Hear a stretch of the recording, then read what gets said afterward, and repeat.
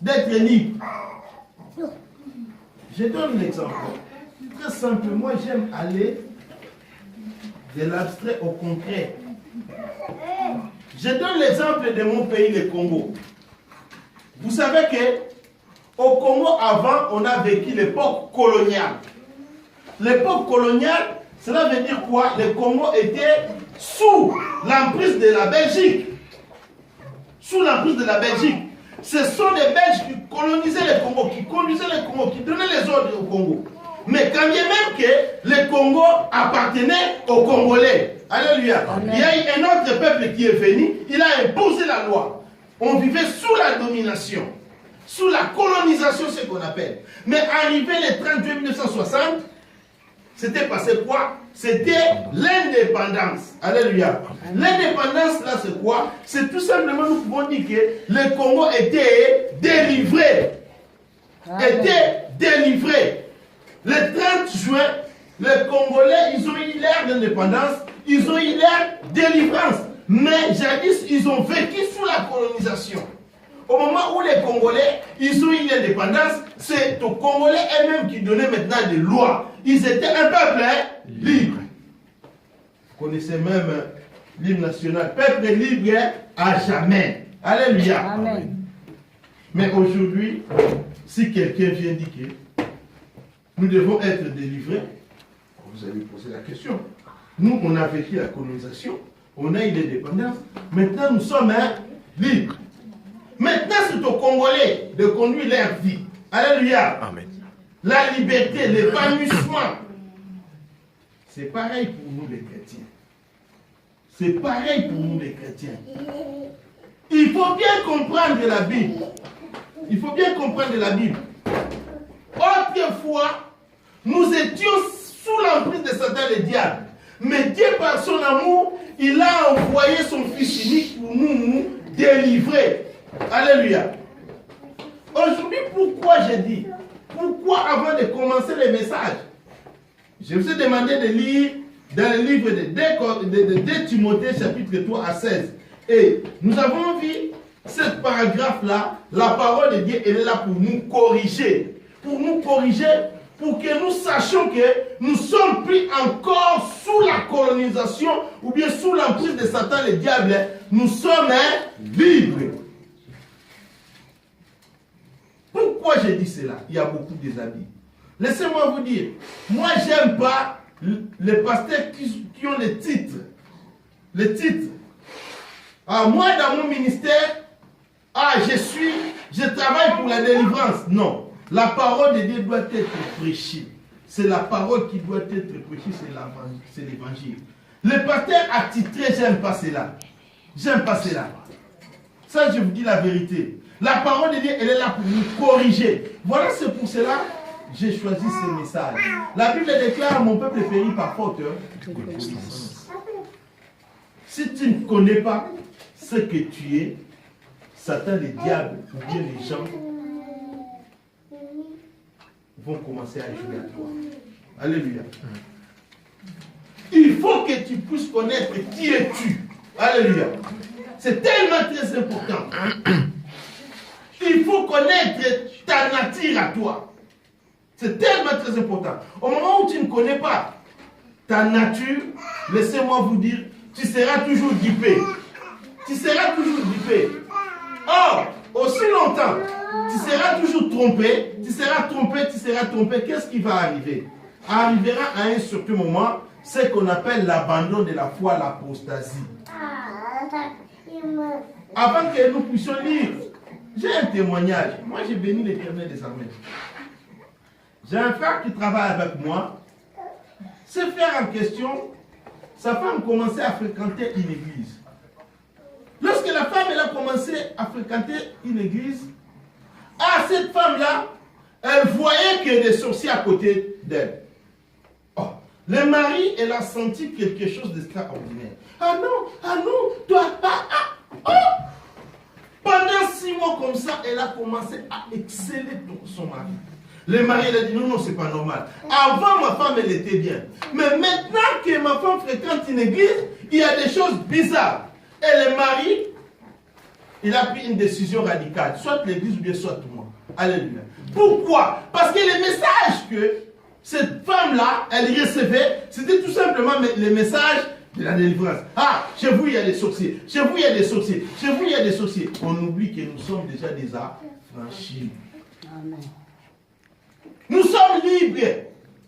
Parce que moi je pense qu'il y a certains versets bibliques, ça devient comme des slogans. Mais on ne comprend pas cela. Ah, si le Seigneur est pour moi, qui sera contre moi? On les prononce, mais on ne vit pas cela. Alléluia. On ne vit pas cela. Seulement par la bouche. Mais il faut vivre cela. Il faut vivre cela. Cela veut dire croire. Et que ça soit ancré dans ton cœur. Que je suis libre. Jésus est plus fort. Alléluia. Alléluia l'église. Amen. Je vous dis des choses vraies. Des choses vraies. Comme je vous ai toujours dit, dès que vous serez ensemble avec moi, je dirai la vérité, rien que la vérité. Parce qu'aujourd'hui, je ne comprends pas. Avec des pasteurs attitrés, ça commence à faire n'importe quoi. Et un enfant de Dieu, lorsqu'il est ancré avec cet esprit-là, je suis possédé, qu'est-ce qui va se passer? Vous allez voir, l'enfant de Dieu va commencer à changer des églises et des églises pour chercher la guérison, pour chercher. Après, arriver à un certain moment, il n'aura rien quoi, c'est l'abandon. Alléluia. Mais nous oublions que lorsque le Fils de l'homme nous a franchis, nous sommes véritablement libres. Jésus est venu pour cela. C'est sa mission. Alléluia. C'est sa mission. Nous avons déjà eu l'indépendance. Pourquoi nous vivons toujours avec l'emprise de tous ces gens-là? C'est la mission suprême que Jésus est venu faire ici-bas. Prenons la Bible dans les livres, dans l'évangile selon Luc.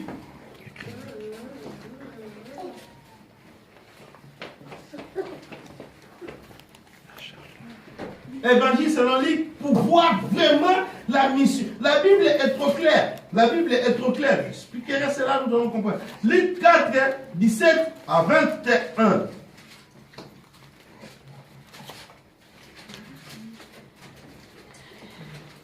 Je lis au nom du Seigneur Jésus-Christ. Amen. Dans le livre de Luc, chapitre 17, chapitre 4, du verset 17 à 21. Et on lui remit le livre du prophète Ésaïe. L'ayant déroulé, il trouva l'endroit où il était écrit « L'Esprit du Seigneur est sur moi, parce qu'il m'a oint pour annoncer une bonne nouvelle aux pauvres. Il m'a envoyé pour guérir ceux qui ont le cœur brisé, pour proclamer aux captifs la délivrance et aux aveugles le recouvrement de la vue. » Pour proclamer aux captifs la délivrance. Alléluia. Amen. La délivrance. Le même chapitre biblique, si vous allez dans les livres d'Ésaïe, 53, verset 6 à 8, vous allez voir qu'il y a de cela même 800 ans avant que le Seigneur Jésus-Christ soit venu. Le prophète Ésaïe, déjà, il a proclamé cela. Alléluia. Amen. Il a proclamé, lisez-moi cela, 800 ans déjà. Donc le prophète Ésaïe, il a déjà averti. Il y aura le Messie qui viendra délivrer le monde. Alléluia. C'est Jésus. Et Jésus est venu, il nous a délivrés. Alléluia. Amen. Il nous a délivrés. J'expliquerai la nuance. Pourquoi beaucoup ne comprennent pas la délivrance, c'est quoi? Quand est-ce que nous pouvons passer la délivrance? Nous allons voir cela. Vu le temps qui nous est imparti, je ferai tout. Lisez-moi pour voir. 800 ans avant la venue du Seigneur Jésus-Christ, le prophète Ésaïe, il a déjà pris. C'est le même chapitre biblique. Là, c'est Jésus. La Bible dit, le jour où Jésus, il rentra dans les synagogues, il prit le rouleau et il va se trouver dans les chapitres bibliques qui parlaient de lui. L'Esprit de Dieu est sur moi. Alléluia. Pour venir délivrer les captifs. C'est ça ma mission. Mais avant que Jésus venait dans ce monde, le prophète Ésaïe, dans le livre d'Ésaïe 53, verset 6-8, il a déjà proclamé cela. Allez, lisez vite fait. Alléluia. Je lis au nom du Seigneur Jésus-Christ dans le livre d'Ésaïe, chapitre 53, à partir du verset 6. 6, c'est ça? Ouais, 53-6. Nous étions tous errants comme des brebis, chacun suivant sa propre voie.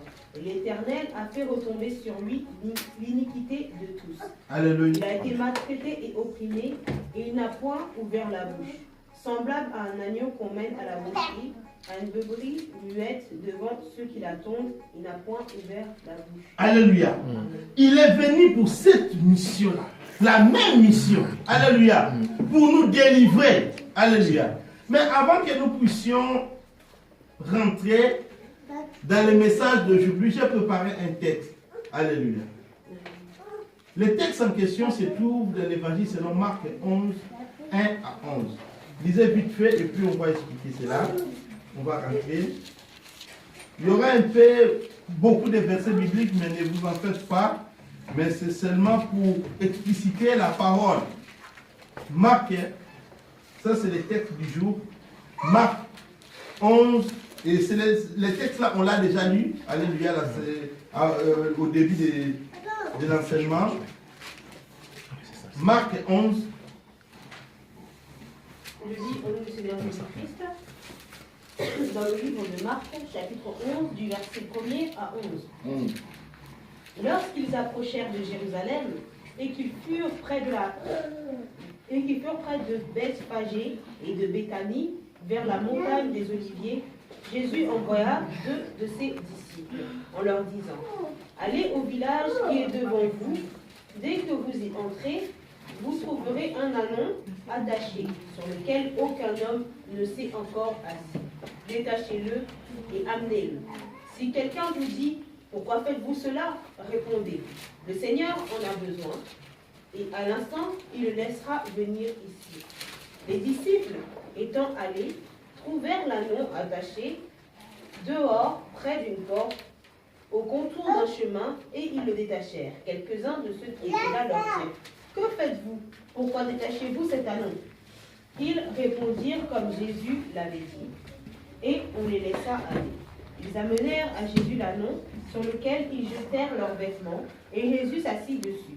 Beaucoup de gens étendirent leurs vêtements sur le chemin, et d'autres des branches qu'ils coupèrent dans les champs.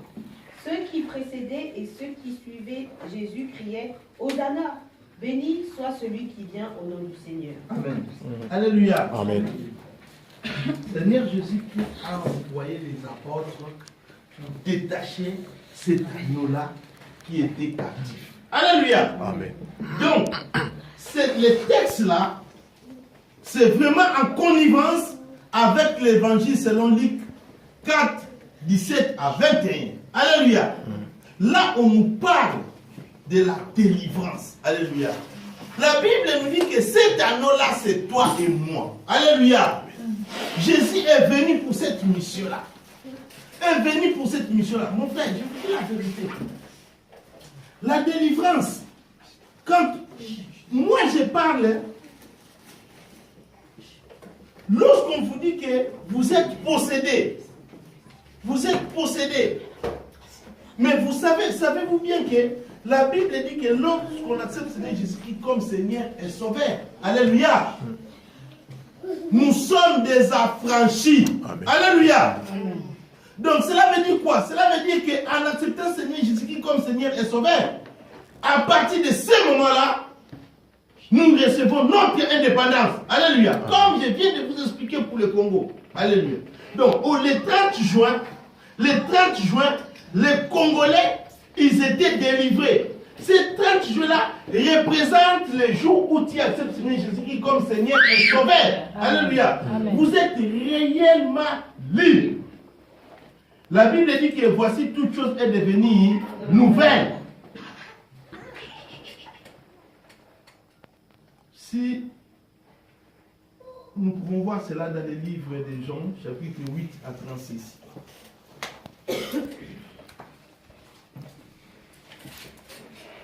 Je lis au nom du Seigneur Jésus-Christ dans le livre de Jean, chapitre 8, au verset 36. Si donc le Fils vous a franchi, vous serez réellement libre. Alléluia. Amen. Ce qui m'intéresse, réellement libre. Réellement libre. Vous pouvez vous mettre. Réellement libre, cela veut dire quoi? Cela veut dire totalement libre.